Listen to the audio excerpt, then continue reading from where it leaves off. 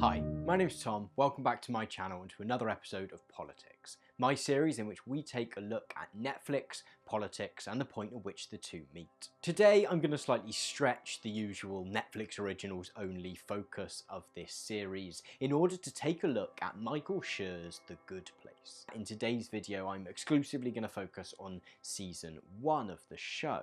I particularly didn't want to spoil the season 1 finale, but if even looking at just season 1 is a bit too much for you, then this is your kind of fair spoiler warning. In particular, I'm interested in how the moral framework, which fuels much of the dramatic tension of this series, as well as setting up many of its gags, might be read as a reflection of popular perceptions of different social classes. It's worth me saying before I kick off that I really like this show, and it is out of love for it that I kind of take it to task here, rather than because I want to see it #cancelled or anything. As always, if as we go along you find yourself massively agreeing or disagreeing with something I'm saying, then please do feel free to let me know down in the comments. It's always really interesting to have those conversations, and if cultural analysis, video essays and other similar things are kind of your bag, then please do consider subscribing. With that out of the way, however, let's take a look at The Good Place. So, The Good Place, created by Michael Schur, centres on Eleanor Shelstrop, played by Kristen Bell, who we meet moments after her death and her subsequent arrival in the afterlife. Unlike the vast majority of humans, Eleanor has landed herself a spot in the Good Place, which is expressly not heaven, but particularly in its opposition to the hell-like Bad Place, works on a very similar principle. The Good Place consists of a series of perfect neighbourhoods, curated to fulfil the specific desires and lifestyles of its like-minded residents. Each resident, for example, is given a home reflective of their essence, and is introduced to their soulmate in order that they can live out eternity in each other's company.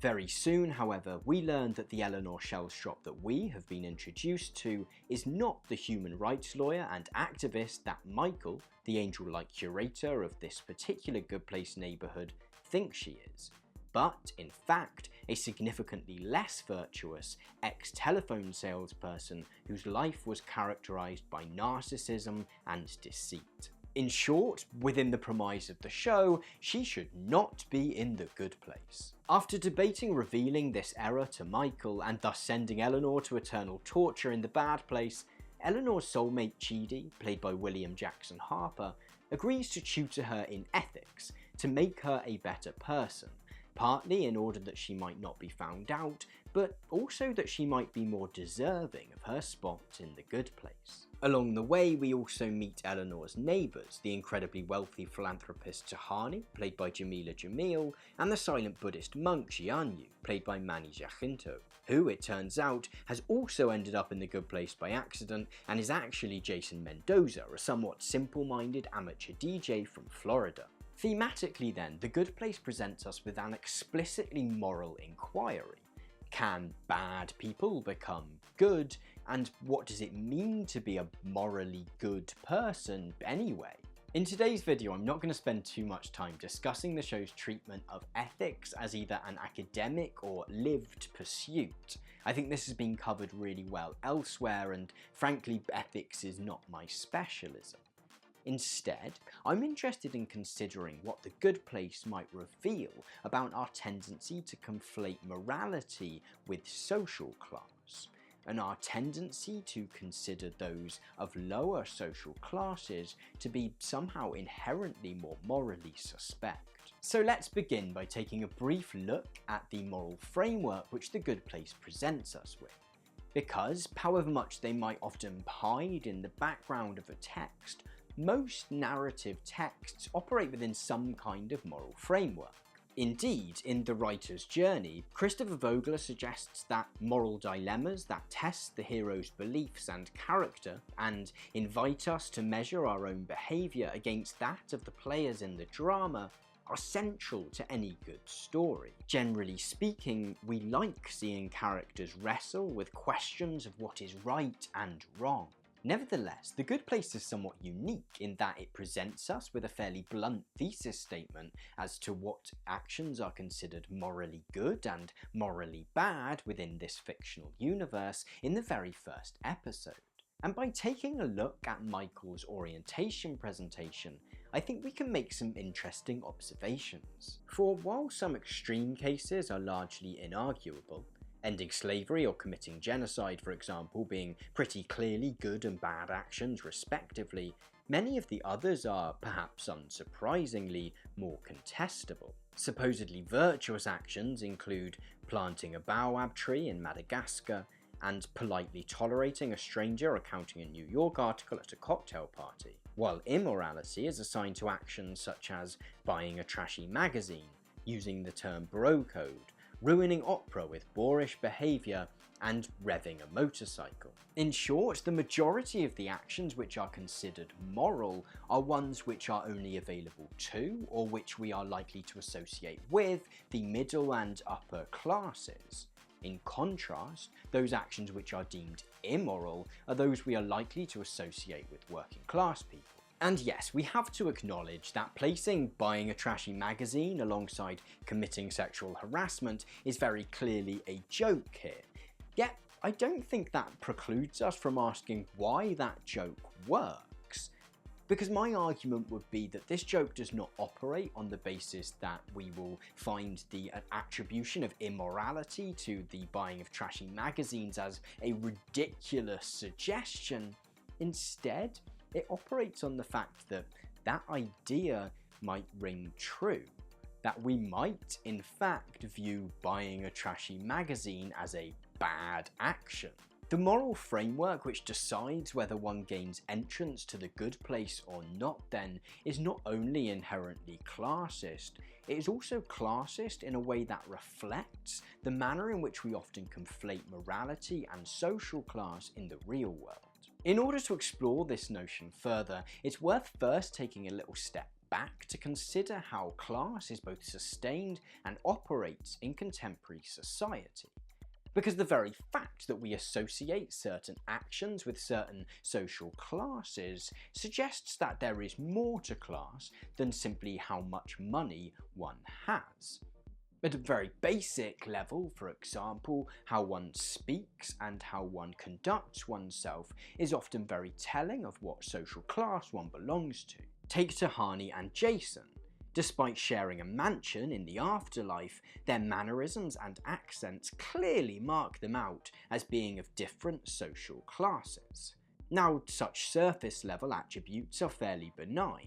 If one's accent and posture, say, were the only signifiers of class, then it would be relatively easy for Jason to pull an Eliza Doolittle and change his mannerisms so as to pass as being from the same privileged background as Tahani. Yet what is much harder to fake is one's interests and the certain forms of knowledge that one possesses. The role that the activities we choose to take part in and our cultural interests play in placing us within a certain social class was explored at great length by the French sociologist Pierre Bourdieu in his 1984 book Distinction.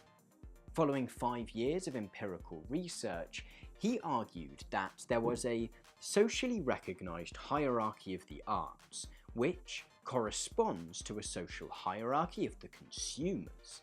This predisposes tastes to function as markers of class. What is key to stress here is Bourdieu's use of the term hierarchy, because, as we began to see in the example of the trashy magazine, we don't perceive the different activities that we associate with different social classes as being different yet equal.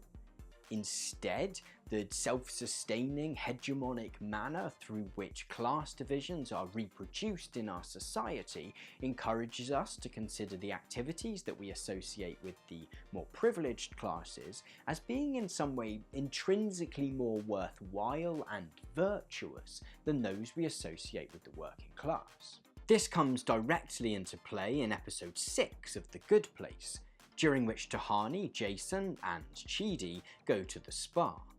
Tahani is keen to bond with Jason, who, at this point, she still believes to be Jianyu, the Buddhist monk. When she asks him who his favourite artist is, however, he responds with the rapper Pitbull. Not quite the answer that Tahani, who was thinking more along the lines of the impressionist painter Degas, was expecting. Again, This gag works because, as a society, we consider Tahani's knowledge of the Impressionists to not only be different to Jason's knowledge of the oeuvre of Pitbull, but to be in some way intrinsically more valuable. Bourdieu acknowledges this by arguing that this kind of knowledge of traditional highbrow culture forms what he refers to as cultural capital. And more than just a signifier of class, he suggests that cultural capital plays an active role in either enabling or barring one from joining a higher class, no matter how much money they have. Say for example, a working class person wins the lottery or starts a startup which becomes insanely successful. Although they might now have a considerable amount of economic capital, we tend to not suddenly perceive them as being members of the upper class because they don't necessarily carry themselves in that manner. Therefore, their lack of cultural capital marks them out as not really belonging in that social group.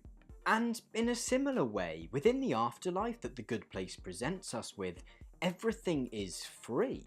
And thus, if social class was solely a result of economic capital, class divisions would soon wither away. The active role that cultural capital plays in defending class privilege, however, ensures that class divisions are all too persistent in The Good Place, and Eleanor and Jason, with their complete lack of cultural capital, consistently stand out. Indeed, the actions which mark Eleanor and Jason out as not truly belonging in The Good Place are often drawn from a playbook of well-worn stereotypes of the working class. Eleanor's drinking to excess at Tahani's welcome party, Jason's abundance of junk food in his budhole, and the fact that both of them, at separate points, decorate their living spaces with sexualized images, all draw upon moralizing stereotypes of working class people as unable to control their base urges, and by extension being in need of control and instruction. Which brings us back to Eleanor's lessons with Chidi. The central question of The Good Place is essentially, is it possible to teach someone who was previously somewhat self-serving in their actions to be more ethically virtuous? Nevertheless, the inescapable class coding of morality in The Good Place means that all too often what the show really seems to be asking is it possible to save a working class person from the inherent moral ineptitude that is a part of their social class? In doing so, the show, again perhaps unwittingly, continues a centuries-long process through which the middle classes in particular have used notions of morality and respectability, constituted entirely in their own terms, as a marker to distinguish themselves as moral individuals in contrast to the undeserving proletarian masses. This is something explored at length by the sociologist Beverly Skeggs in her seminal book Formations of Class and Gender, which she opens with the argument that respectability is one of the most ubiquitous signifiers of class. It informs how we speak, who we speak to, how we classify others, what we study, and how we know who we are or are not. Respectability is usually the concern of those who are seen not to have it. Respectability would not be of concern if the working classes had not consistently been classified as dangerous, polluting, threatening, revolutionary, pathological, and without respect. When viewed through the prism of class, The Good Place can very much be read as the tale of a working class woman trying to negotiate and adopt notions of respectability which are defined by the middle class. Think of how in episode 11, when Tahani helps Eleanor to throw an apology party, Eleanor has learnt how to behave respectably, sipping her drink and suffering through dull conversation rather than, as she does in episode 1, letting loose and having a good time. Furthermore, however, as Skeggs continues, this notion of respectability has been drawn upon throughout history as a way of distinguishing between different sections of the working class, some being savable and others too far gone. This Victorian notion of the deserving and undeserving poor. This notion too works its way into The Good Place in the clear contrast between Eleanor and Jason. It seems that a clear binary is constructed, at least in season 1, between Eleanor, who is able to overcome the moral limitations of her class, and Jason, who, simply put, is not. There is a moment in one of the flashbacks to Jason's time on Earth where one of the police officers suggests that his death by suffocation in a safe was what he deserved. And yes, Jason has just attempted to commit a minor robbery, but this is very much indicative of the manner that, in the real world, this lack of respectability is often used as a way of forgiving and legitimizing the much harder lives that working class people have to lead. In short, their lack of respectability means they deserve to have less. To focus on one final element of all this, I think it's also interesting to interrogate the framing in episode 13, and brief spoiler warning for those of you who have yet to watch the season finale, of the revelation that Chidi and Tahani have also been misplaced into the good place and really belong in the bad place. Because throughout the series, the notion that Eleanor and Jason should really be in the bad place kind of goes unquestioned. Whereas when it's revealed that Tahani and Chidi should also be there, we're encouraged to see this as almost a miscarriage of justice. In particular, it's implied that Eleanor and Jason were intentionally immoral people on Earth, whereas Tahani and Chidi we are encouraged to view as being well-intentioned, yet who perhaps either tried too hard or tried in the wrong ways. For me, this kind of reverse moral relativism, in which we are encouraged to give more benefit of the doubt to those from higher socio-economic background than we might give to working class people, is highly indicative and really hammered home the show's conflation of morality with social class, and its suggestion that being moral might come easier to certain classes than to others. To wrap up then, certainly in subsequent seasons, the moral framework which we're presented with in episode 1 of The Good Place comes under increasing criticism from the characters of the show and from the show itself. And I think there is definitely a productive argument to be made that the manner in which the focus slowly shifts from Eleanor attempting to live within that moral framework to a broader critique of the rigidity of that framework itself is in some way redeeming of its earlier reliance on stereotypes of working class people as being immoral. There is also perhaps an argument to be made that this intrinsic linking of class and morality is so on the nose and played for laughs so much that it itself constitutes a critique of this notion. In all honesty, I'm skeptical about both of those arguments. I think it far more likely that the creators of the show thought that a sitcom about ethics might not be overly appealing to a working class audience and sort of saw the opportunity to take the mick out of them in their absence. All this being said, I still really like The Good Place. I think it is warm and funny, and in a similar way to what I try and do on this channel, I think it takes complex, potentially dull topics and makes them really engaging. However, I think it's really important that even when we really love a TV program, a film, a book, etc., that we still treat it critically, and that, as we've done today, we consider how it might reinforce certain problematic assumptions and ideologies from our society. Thank you very much for watching this video. This particular video has been on my to-do list since I very first started planning the Politix series, so I hope you found it interesting and enjoyable. If you do think it is a net positive for the world, then please do consider giving it a thumbs up, and again, if you want to subscribe, that would be amazing. Thank you very much for watching once again, and have a great week.